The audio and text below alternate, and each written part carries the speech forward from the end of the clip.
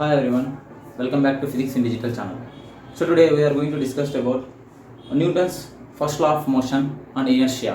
So what is Newton's first law of motion?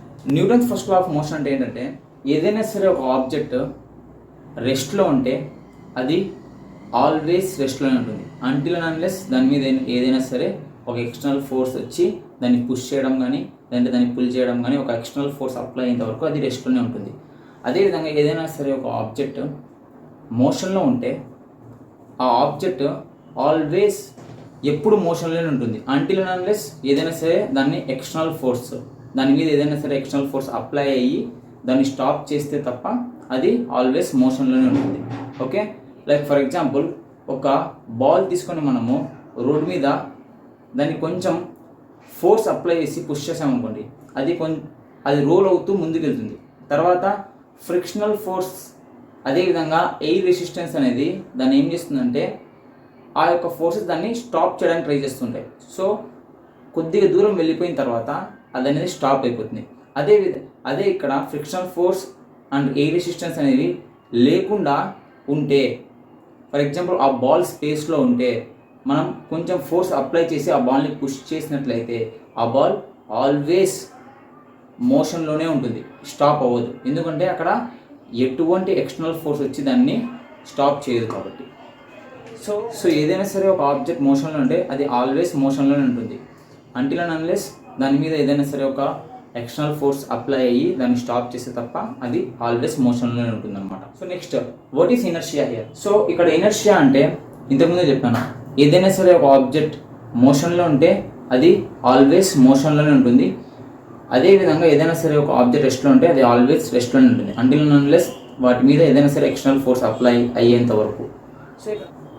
So next one, how do we measure inertia? Mass అనేది ఒక object ఎంత wait ఉందో తెలుసుకోవడానికి మనకు ఉపయోగపడుతుంది.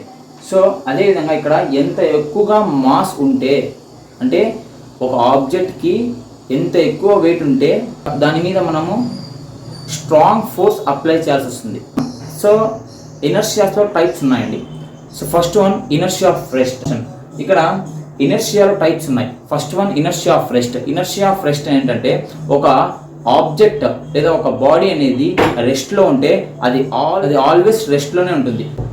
ఓకే, ఇప్పుడు ఫర్ ఎగ్జాంపుల్ ఒక బుక్ని మనం టేబుల్ పైన పెట్టినట్లయితే ఆ బుక్ ఎంత కాలమైనా అదే పొజిషన్లో అదే రెస్ట్ కండిషన్లో ఉంటుంది అంటిల్ అండ్ అన్లెస్ దాని మీద ఎటువంటి ఫోర్స్ అనేది అప్లై అవ్వకుంటే అది రెస్ట్ కండిషన్లోనే ఉంటుంది.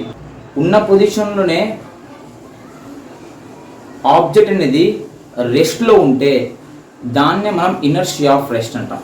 లైక్ ఫర్ ఎగ్జాంపుల్ ఒక కారు రెస్ట్లో ఉంటుంది. మనం వెళ్ళి కారులో కూర్చున్న తర్వాత కార్ని స్టార్ట్ చేస్తే సడన్గా దానికి యాక్సలరేషన్ ఇచ్చినట్లయితే మనం కారులో కూర్చున్నప్పుడు కార్ సడన్గా మూవ్ అయితే మన బాడీ అనేది అప్పుడు మూవ్ అవ్వటానికంటే ముందు రెస్ట్ పొజిషన్లో ఉంటుంది.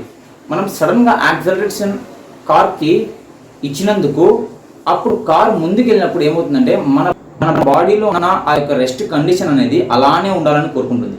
సో అందుకోసమని కార్ ముందుకు వెళ్ళినట్టయితే మన బాడీ అదే పొజిషన్లో ఉండి బ్యాక్కి వెళ్తుంది. అంటే సీట్కి మనము వెనక్కి ఇలా తగులుతాం కొంచెం. ఎందుకు అలా జరిగేది? మనం కార్ని సడన్గా యాక్సలరేట్ చేసినందుకు. మనం కార్లో ఉన్నప్పుడు రెస్ట్లో ఉంటాం కాబట్టి కార్ అనేది సడన్గా యాక్సలరేట్ అయితే మన బాడీ రెస్ట్లో ఉండాలని కోరుకుంటుంది కాబట్టి దాన్ని ఇనర్షియా ఆఫ్ రెస్ట్ అంటాం. సో అప్పుడు కార్ సడన్గా యాక్సలరేట్ చేసినప్పుడు మన బాడీ వెనకాలకి మూవ్ అవుతుంది, moves backward. Inertia of motion చెప్పాను కదా. ఇనర్షియా ఆఫ్ మోషన్ అంటే ఏదైనా సరే ఒక ఆబ్జెక్ట్ ఒక బాల్ అనేది మనము కొంచెం ఫోర్స్ అప్లై చేసి పుష్ చేసినట్లయితే ఆ బాల్ అనేది సర్ఫేస్ మీద రోలింగ్ అవుతూ వెళ్తుంది కొంచెం దూరం వరకు. తర్వాత దాని మీద అలా రోలింగ్ అవుతూ వెళ్ళేటప్పుడు దాని మీద ఫ్రిక్షనల్ ఫోర్స్ అనేది అప్లై అవుతుంది. అదేవిధంగా ఎయిర్ రెసిస్టెన్స్ ఫోర్స్ అనేది అప్లై అవుతుంది. సో అందుకని అది కొంచెం దూరం వెళ్ళిన తర్వాత ఆగిపోతుంది అన్నమాట. సో ఇక్కడ ఇనర్షియా ఆఫ్ మోషన్ అంటే ఏంటంటే ఒకవేళ ఆ బాల్ మీద ఈ యొక్క ఫ్రిక్షనల్ ఫోర్స్ అనేది అదే విధంగా ఎయిర్ రెసిస్టెన్స్ ఫోర్స్ అనేది అప్లై అవ్వకోకుంటే అప్పుడు ఆ బాల్ అనేది కంటిన్యూగా వెళ్తూనే ఉంటుంది, మోషన్ కండిషన్లోనే ఉంటుంది, రెస్ట్ పొజిషన్లోకి రాదు. సో దీన్నే మనం ఇనర్షియా ఆఫ్ మోషన్ అంటాం. Next last one, inertia of direction. ఒక ఆబ్జెక్ట్, ఒక కార్ ఒకటే డైరెక్షన్లో మూవ్ అవుతూ ఉంటే, డైరెక్షన్ చేంజ్ అవ్వకోకుండా మూవ్ అవుతూ ఉంటే దాన్నే మనం ఇనర్షియా ఆఫ్ డైరెక్షన్ అంటాం. So that's why here given the tendency of a moving object to keep moving in the same straight line direction, same డైరెక్షన్లో మూవ్ అవుతూ ఉంటే దాన్నే మనం ఇనర్షియా ఆఫ్ డైరెక్షన్ అంటాం. ఇప్పుడు ఇనర్షియా ఆఫ్ డైరెక్షన్ని మనము ఎలా ఫీల్ చేయొచ్చు అంటే, ఒక కార్లో మనం కూర్చున్నప్పుడు అది స్ట్రైట్ డైరెక్షన్లో వెళ్తున్నప్పుడు ఒక్క సడన్గా టర్న్ వస్తే, అప్పుడు కార్ని మనం షార్ప్గా టర్న్ చేస్తే మన బాడీ అనేది లోపల కార్ లోపల కూర్చున్న మనుషుల యొక్క బాడీ అనేది స్ట్రైట్గా వెళ్తున్నప్పుడు ఆ బాడీ అనేది కూడా స్ట్రైట్గా వెళ్ళాలని కోరుకుంటుంది. ఆ బాడీలో ఉన్న ఆ యొక్క ఇనర్షియా ఆఫ్ డైరెక్షన్ స్ట్రైట్గా ఉంటుంది. సో ఎప్పుడైతే కార్ సడన్గా టర్న్ అవుతుందో అప్పుడు మన బాడీ అనేది